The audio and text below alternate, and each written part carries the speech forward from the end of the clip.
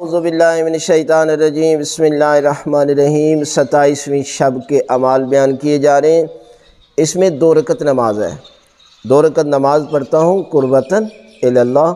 سورہ الحمد کے بعد 10 مرتبہ سورہ اعلیٰ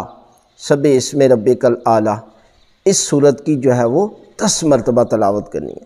اور دوسری رکعت میں بھی سورہ الحمد کے بعد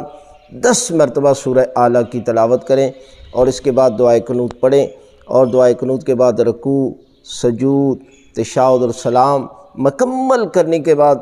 آپ تسبیح کو بھی ذکر پڑھیں، تسبیح کا، اور اس کے بعد دعا مانگیں تو پروردگار اس نماز کے صدقے میں